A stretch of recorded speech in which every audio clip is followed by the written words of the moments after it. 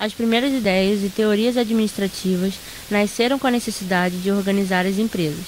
A natureza das atividades empresariais careciam de estudos verdadeiros, desde o chão de fábrica até a alta direção.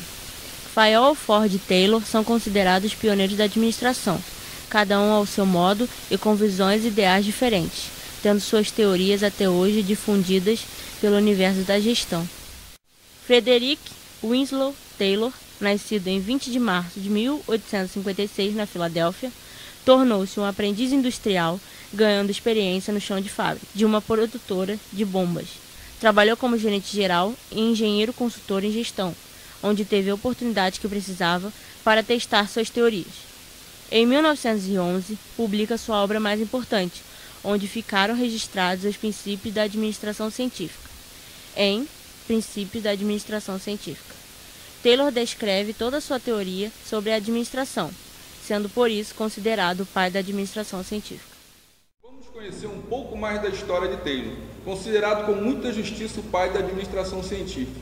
O nome administração científica é devido à tentativa de aplicação dos métodos da ciência aos problemas da administração, a fim de alcançar elevada eficiência industrial. Taylor nasceu no subúrbio da Filadélfia, estado da Pensilvânia, no dia 20 de março de 1856. Era bem nascido, no mais elevado sentido da expressão. Sua família pertencia à classe média, não era rico e nem pobre. Sua situação financeira era razoável, a ponto de lhe permitir que estudasse nas melhores escolas.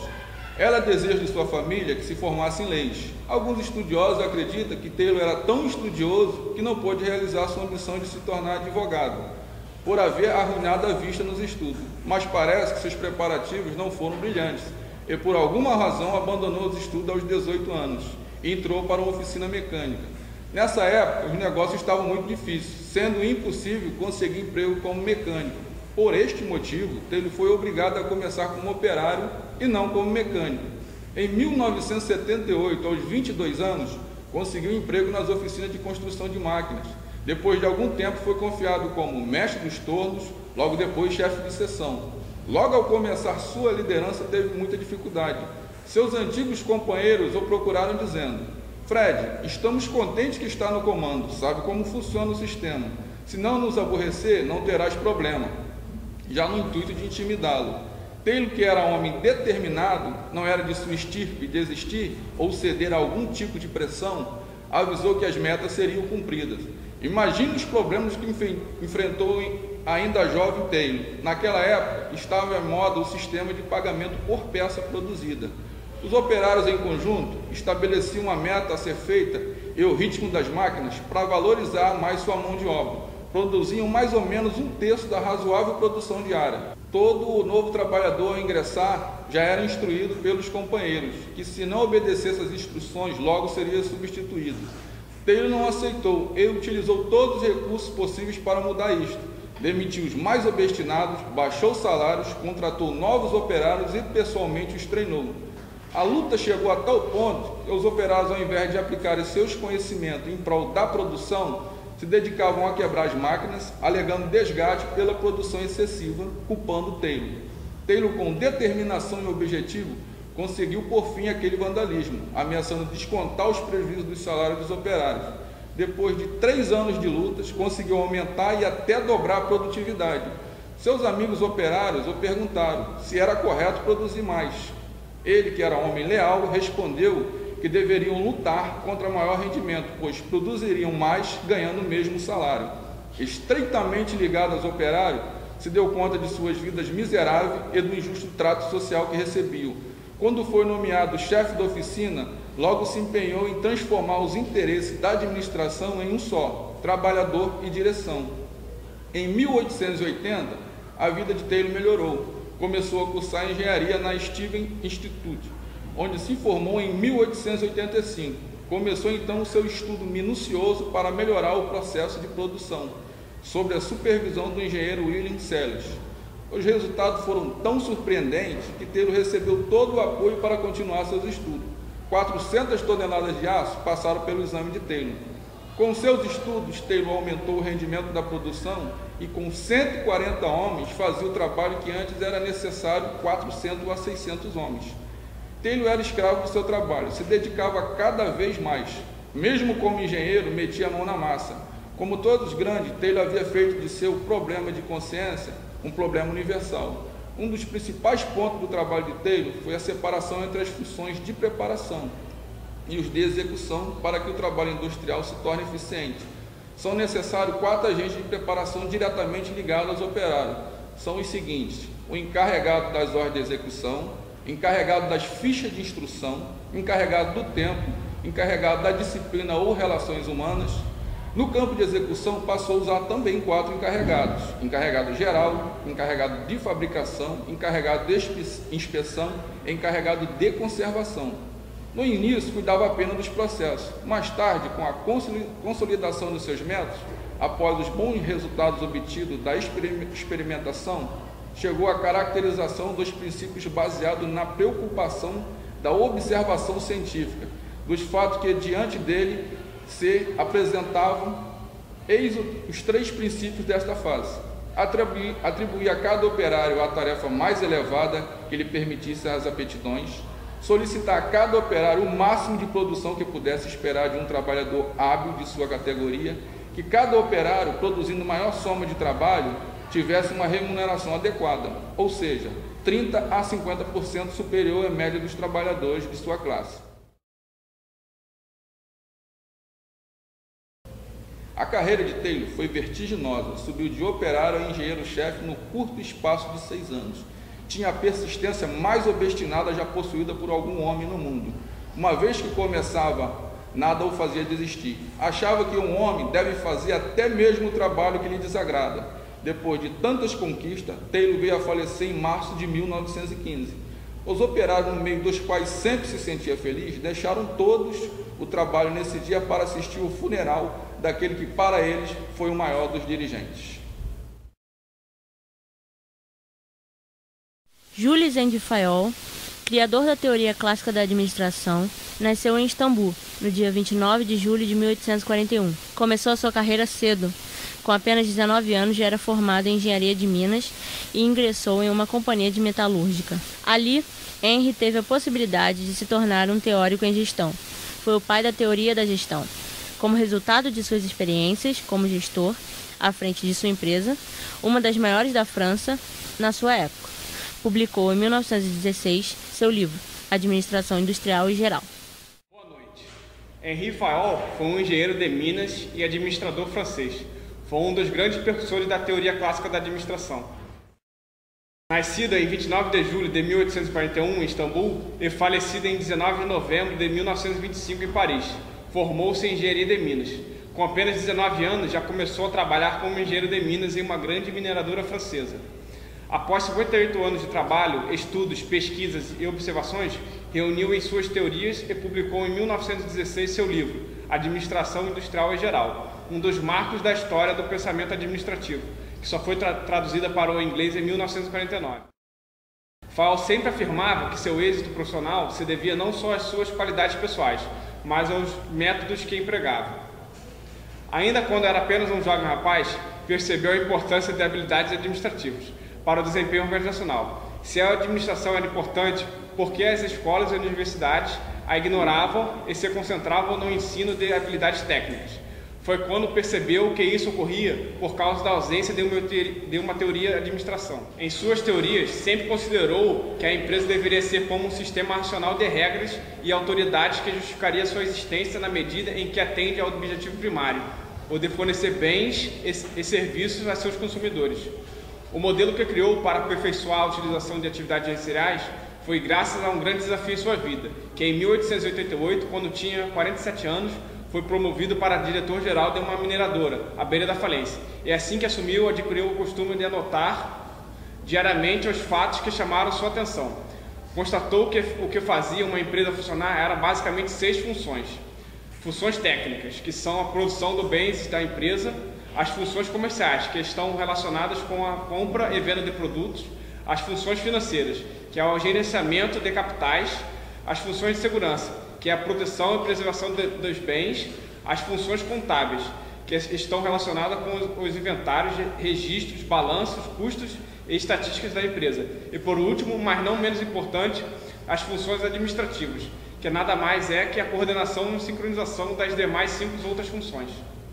Graças a essas teorias, conseguiu restabelecer a saúde econômica da companhia. E como costumava dizer, a primeira condição inerente ao chefe de uma grande empresa é de ser um bom administrador. Administrar não é só ser um capataz com um chicote na mão. Administrar significa olhar à frente. E com essa filosofia se manteve à frente da empresa por mais de 30 anos. Fayol foi um dos primeiros a analisar a natureza da atividade empresarial e a determinar as principais atividades do gestor, que são planejar, organizar, comandar, coordenar e controlar.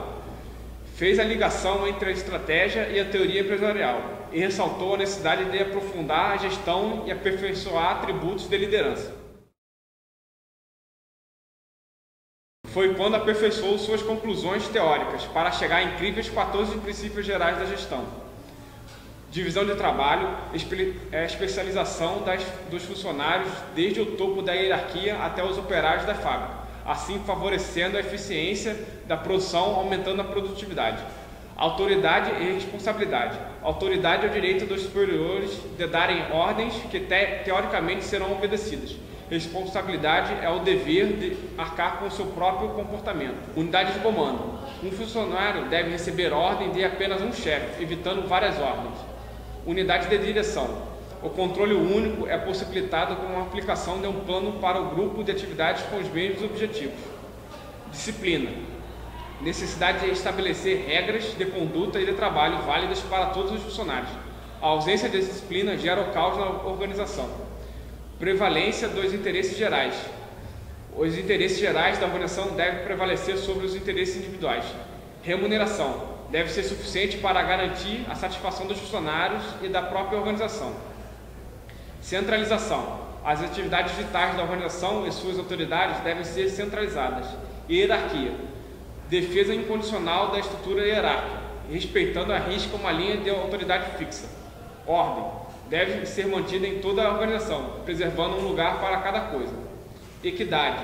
A justiça deve prevalecer em toda a organização, justificando a lealdade e a devoção a cada funcionário da empresa. Estabilidade dos funcionários. Uma rotatividade alta tem consequência negativa sobre o desempenho da empresa e a moral dos funcionários. Iniciativa. Deve ser entendida como a capacidade de estabelecer um plano e cumpri-lo. Espírito de equipe. O trabalho deve ser conjunto, facilitado pela comunicação dentro da equipe.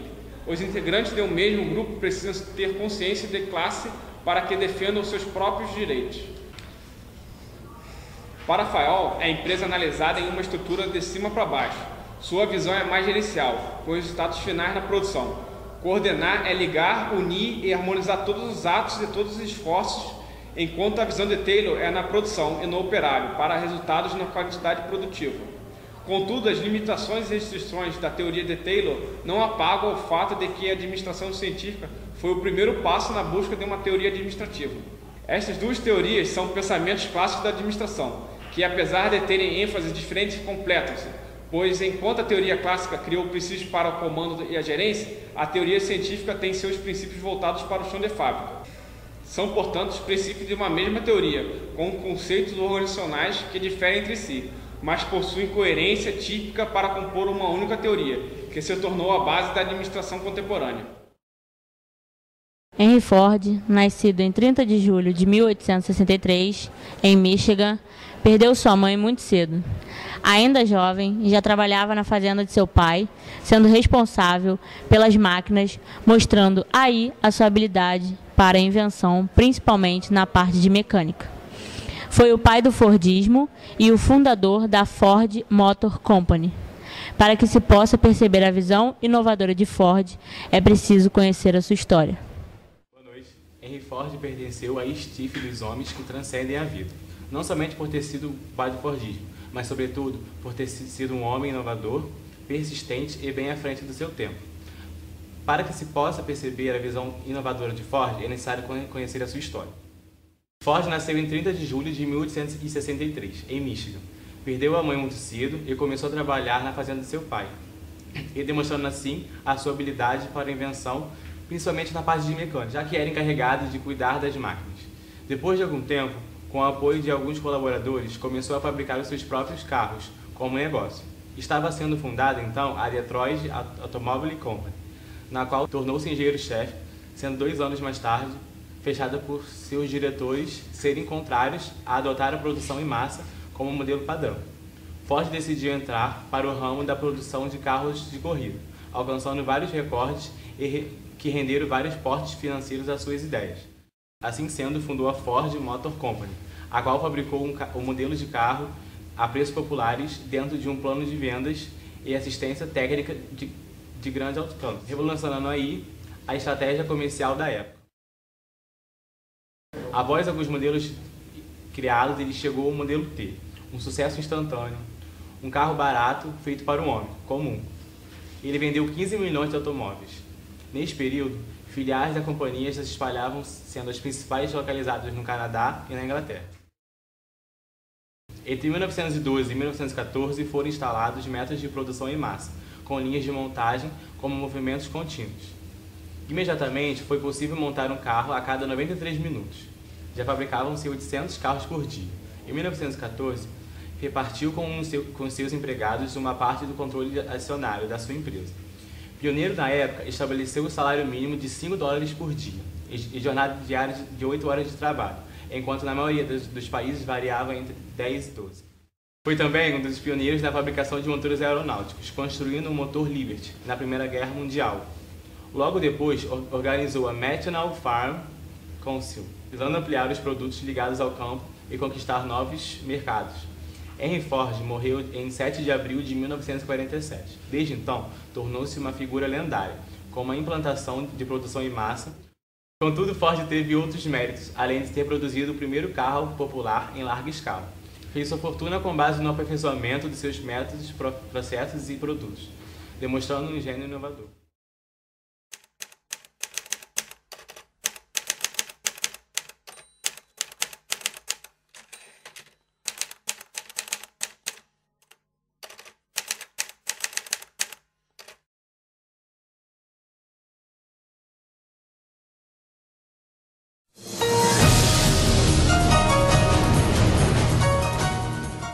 Boa noite.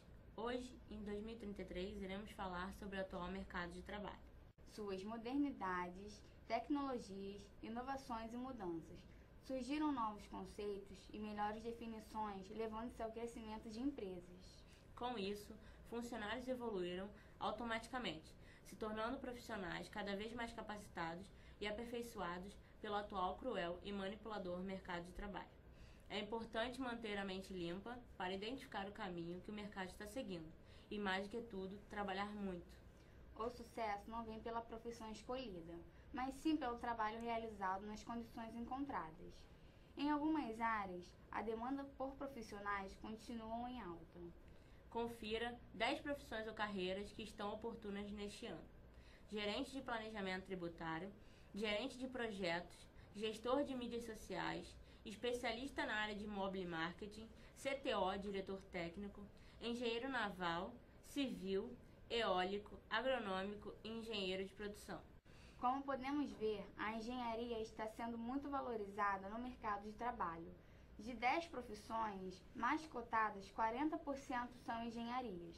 O engenheiro tem uma nova perspectiva na transformação de processos, de criação de infraestrutura, planejamento e construção. A visão da engenharia está ligada ao conceito de sustentabilidade, onde a criação não deve comprometer o meio ambiente para suprir as necessidades da aceleração, e sim usar os recursos naturais de forma inteligente. Tais engenheiros se preparam para atuar em escala global para melhor desempenho desse novo mercado faminto e rígido. Ele não deve apenas considerar ter uma boa formação superior, mas sim ter capacidade de entender a dinâmica dos mercados globais. O empresário brasileiro Carlos Góes, que já atuou em grandes montadoras como Renault e Nissan, acredita que o empreendedor deve começar com os conhecimentos de engenharia para que se tenha uma boa base para administrar o negócio. Segundo ele, é necessário que se tenha cabeça de engenheiro para lidar com as tecnologias que vêm sendo desenvolvidas. Há quem considere esse termo um elogio ao profissional capaz de enfrentar desafios de grande porte e encontrar soluções criativas para tal. mas há também aqueles que consideram um termo pejorativo por conta de uma alta objetividade na análise das situações, desenvolvida por uma formação rica em cálculos e frieza de raciocínio. O profissional que se forma e tem uma base mais aproximada do que acabamos de citar é o engenheiro de produção. Sempre muito focado em cálculos, raciocínios e leitura, esse profissional vem revolucionando o mercado com suas vastas formas de atuação, sejam elas gestão da produção, da qualidade, econômica, de produtos, estratégica, organizacional e ambiental, além de ergonomia, pesquisa operacional e a área acadêmica. O perfil do engenheiro de produção pressupõe um espírito crítico, quantitativo, estratégico, criativo e consciente em relação à sua atuação técnica, política, economia profissional e social. Pois bem, ele vem se mostrando um profissional versátil, considerando a interdependência entre os vários segmentos empresariais, levando em consideração o desenvolvimento de novas máquinas, novos processos de produção e sua manutenção. Agindo no sentido de planejar, orientar, supervisionar, inspecionar e controlar a produção de bens e serviços, buscando a otimização dos sistemas produtivos. Outro aspecto observado neste profissional é a capacidade de adaptação rápida em diferentes funções praticadas em ambientes altamente competitivos. Para ter uma carreira de engenheiro de produção, precisa-se enfrentar a faculdade durante 5 anos, sendo 10 semestres e horas de estágio, até conseguir o diploma de bacharelado. Alguns engenheiros, após formados, seguem para a pós-graduação para uma especialização mais focada na sua área de trabalho, ou onde se sentem mais à vontade em seguir carreira. O nível de salário deste profissional varia de acordo com as empresas, mas temos a base do piso salarial de R$5.000. O ambiente onde o profissional atua é na administração. A administração hoje consiste no desempenho de 4 funções básicas: planejamento, organização, direção, controle. Dessas 4 funções, conseguimos entender o porquê da administração tão manipuladora e severa no mercado de trabalho. Cada vez mais focada no crescimento, utilizam um planejamento para obter uma organização e direção, chegando em um controle total, sem que alguém perceba. Gerenciam cada vez mais uma quantidade maior de funcionários, melhoram cada vez mais a gestão controladora e pensativa, investem em divisão de lucros, mas esperam ansiosos seu retorno em um crescimento cada vez maior. Focada no perfil do profissional mais preparado e disponível para mudanças de acordo com o mercado de trabalho, investem em treinamentos, tecnologias e mudanças de funções, tendo sempre em foco um profissional disponível e preparado para qualquer tipo de surpresa e tarefa que lhe for proposto para a realização dentro daquela empresa. Será essa a solução que queremos para o mercado de trabalho hoje? Pessoas executando como pede a manipulação empresarial? Ou pensamento justo e salários equivalentes?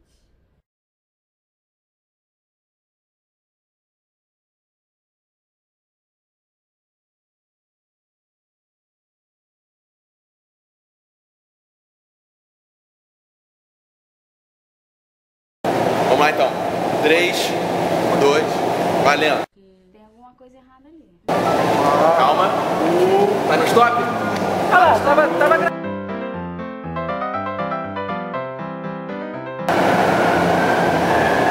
Boa noite, senhores. Tô bravo. Peraí. Não, tá falando.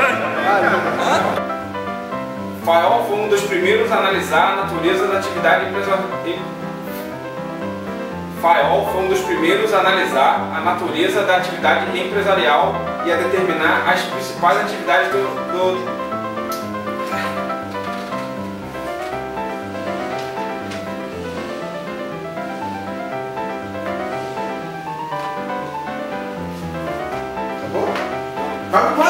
Vai, todo mundo ficou olhando. Assim, quem tem que falar é você, a gente tem que falar nada. cara, ele vai infartar. Cara, Mas tu... não vai, cara, foi tudo bem. Você não sabe que a gente não gravou.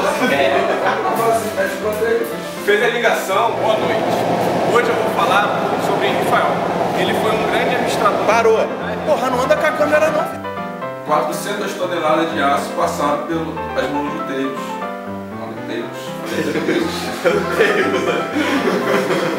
E não é assim. Pra repetir, só uma coisa. Dá pra só falar baixo aí, Boa noite. Henry Ford pertenceu a Instif, dos homens que transcendem. Volta do boa noite. Boa noite. Henry Ford pertenceu a Instif, dos homens que transcendem a vida. ultrapassa. Não ultrapassa. Não, transcende essa aí.